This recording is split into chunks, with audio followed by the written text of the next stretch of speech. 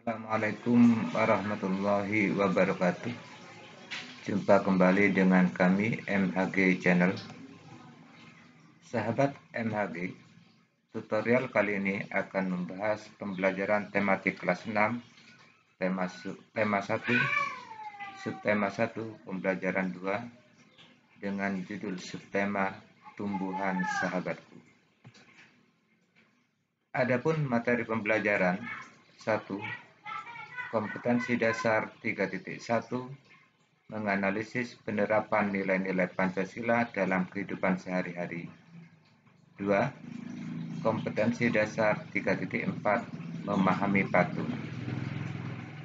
Sedangkan tujuan pembelajaran 1. Siswa mampu menemukan 3 contoh pelaksanaan sila ke-1 dan sila kedua dari Pancasila. 2. Siswa mampu menyebutkan berbagai patung dan cara pembuatannya, serta keterampilan yang dibutuhkan. Sahabat MHG, kita masuk pada materi yang pertama, nilai-nilai sila dalam Pancasila. Namun sebelumnya, kita harus tahu dulu fungsi Pancasila bagi bangsa Indonesia. 1. Sebagai dasar negara. Ini mempunyai arti bahwa Pancasila digunakan untuk mengatur pemerintahan atau penyelenggaraan negara. 2. Pancasila sebagai falsafah atau pandangan hidup. Ini berarti bahwa Pancasila berfungsi sebagai petunjuk hidup sehari-hari dalam berbangsa dan bernegara. Yang ketiga, Pancasila sebagai sumber dari segala sumber hukum, mempunyai arti bahwa peraturan perundang-undangan yang berlaku di NKRI tidak boleh bertentangan dengan Pancasila. Sahabat MHG, setelah kita memahami pentingnya Pancasila bagi bangsa Indonesia, kita lanjutkan materi tentang nilai-nilai sila pertama Pancasila. Sila ketuhanan yang Maha Esa yang dilambangkan dengan gambar bintang. Ada 3 nilai sila pertama yang ingin kami sampaikan. Yang pertama, takwa kepada Tuhan yang Maha Esa. Ini mempunyai arti bahwa setiap bangsa Indonesia harus mampu menjalankan perintah Tuhan yang Maha Esa, sekaligus harus mampu menjauhi apa yang dilarang oleh Tuhan yang Maha Esa. 2. Toleransi dan penghormatan kepada agama atau kepercayaan lain. Kata toleransi di sini mempunyai arti sikap membiarkan pemeluk agama atau kepercayaan lain menjalankan ibadah sesuai dengan agama atau kepercayaannya masing-masing. Nilai yang ketiga yaitu kerukunan antar umat beragama. Berikut ini saya tampilkan contoh pelaksanaan sila pertama dalam bentuk gambar. Ada 5 gambar di sini, dan kelima gambar ini memuat tempat ibadah masing-masing pemeluk agama. Yang pertama di sini gambar masjid, merupakan tempat ibadah bagi pemeluk agama Islam. Yang kedua gambar gereja, tempat ibadah bagi pemeluk agama Kristen dan Katolik. Yang ketiga, vihara, tempat beribadah bagi pemeluk agama Buddha. Yang keempat di sini, gambar pura, tempat beribadah bagi pemeluk agama Hindu. Dan gambar yang kelima, gambar kelenteng, tempat beribadah bagi pemeluk agama Konghucu. Dari kelima gambar ini sudah jelas merupakan contoh pelaksanaan sila pertama, khusus nilai takwa terhadap Tuhan yang Maha Esa. Berikutnya masih ada contoh pelaksanaan sila pertama. Di sini ada 2 gambar. Dari gambar ini jelas sekali bahwa antar pemeluk agama harus hidup rukun. Berarti di sini terjadi kerukunan antar umat beragama. Sahabat MHG, materi berikutnya yaitu nilai-nilai sila kedua Pancasila. Sila kemanusiaan yang adil dan beradab yang dilambangkan dengan gambar rantai. Nilai-nilai yang akan kami sampaikan di sini ada 4. Yang pertama, persamaan derajat, artinya persamaan kedudukan setiap bangsa Indonesia, baik kedudukan di mata hukum maupun di mata pemerintahan. Yang kedua, menghargai hak asasi manusia. Dan yang ketiga, solidaritas antar sesama manusia. Kata solidaritas di sini bisa diartikan setia kawan atau saling tolong-menolong antar sesama manusia. Dan yang keempat adalah perdamaian. Berikut ini saya tampilkan gambar contoh pengamalan sila kedua. Kita lihat di sini ada beberapa anak yang sedang mengunjungi temannya yang sakit. Atau juga ada seorang anak yang sedang menolong temannya yang jatuh. Tentunya masih banyak contoh pengamalan sila kedua.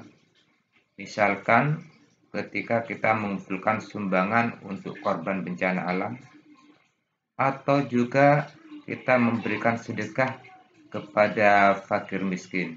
Itu merupakan contoh pengamalan sila kedua. Sahabat MHG, berikutnya kita akan membahas tentang patung Nusantara. Namun sebelumnya kita harus mengerti dulu apa yang disebut dengan seni patung. Seni patung adalah suatu karya seni rupa yang dibuat dengan membentuk bahan-bahan. Bisa berupa tanah liat, batu, kayu, logam, ataupun bahan-bahan lainnya. Yang kedua, dalam pembuatan patung bisa dilakukan secara subtraktif yang mempunyai arti mengurangi bahan-bahan dengan jalan dipahat, dipotong, ataupun mencungkil. Yang ketiga, pembuatan patung dilakukan dengan cara aditif yang mempunyai arti menambah bahan seperti dengan jalan mengecor maupun pencetakan. Sahabat MHG, ketika kita akan membuat patung, tentunya dibutuhkan beberapa keterampilan, sesuatu yang harus dimiliki oleh seseorang yang akan membuat patung. Yang pertama jelas kesabaran.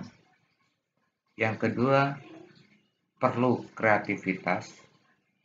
Dan yang ketiga punya nilai keindahan atau estetis. Sahabat MHG, berikutnya ingin saya sampaikan beberapa teknik dalam membuat patung. Yang pertama teknik cor, yang kedua teknik assembling, yang ketiga teknik cetak tekan, yang keempat teknik butsir, kelima teknik pahat, dan yang keenam teknik las. Mari kita bahas satu persatu, diawali dengan teknik cor. Dalam teknik cor ini yang berperan penting adalah alat cetakan. Jadi kita harus membuat dulu alat cetakan. Yang kedua, mencairkan bahan material. Tentunya bahan materialnya akan diisikan pada alat cetakan. Kemudian yang ketiga, bahan yang sudah cair, material yang sudah cair, dituangkan ke dalam cetakan yang telah kita buat. Berikutnya, teknik assembling. Assembling memiliki makna perakitan atau sambung. Teknik sambung adalah teknik membuat karya seni rupa 3 dimensi, misalnya patung, dengan cara merangkai beberapa benda menjadi sebuah benda yang baru. Berikutnya, teknik cetak tekan. Nah, yang langkah-langkah yang harus kita lakukan tentunya membuat alat cetakan dulu. kemudian memasukkan bahan yang akan dicetak, misalnya tanah liat atau plastisin, dan yang ketiga, menekan bahan yang akan dicetak pada cetakan yang telah disiapkan.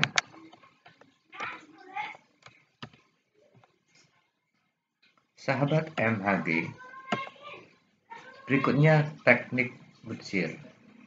Pada teknik ini, proses pembuatan patung dengan cara mengurangi dan menambah bahan menjadi bentuk yang sesuai dengan desain yang kita inginkan. Bahan material yang digunakan umumnya berbahan dasar tanah liat. Berikutnya, teknik pahat. Cara ini digunakan dengan mengurangi bahan sedikit demi sedikit dengan menggunakan alat pahat sampai dengan tercipta barang yang diinginkan. Dan material yang digunakan pada teknik ini adalah berbahan dasar keras seperti batu, kayu, dan lain-lain. Berikutnya teknik las. Cara kerja teknik ini adalah dengan cara menggabungkan beberapa komponen menjadi satu. Teknik ini digunakan pada proses pembuatan patung dengan bahan dasar besi atau tembaga. Sahabat MHG, materi pada tema 1 ini tentang patung, yaitu membuat patung dengan tanah liat. Ada beberapa langkah. Yang pertama, pembuatan patung tanah liat dapat dilakukan dengan teknik cetak, tekan, ataupun dengan teknik ukir. Jadi, perlu dilakukan alat cetak kalau kita menggunakan teknik cetak tekan. Kemudian, untuk teknik cetak tekan dan ukir, sebaiknya menggunakan tanah liat atau plastisin, sehingga mudah dibentuk. Demikian sahabat MHG, materi tutorial kali ini, pembelajaran 2, tema 1, subtema 1 untuk siswa kelas 6. Assalamualaikum warahmatullahi wabarakatuh.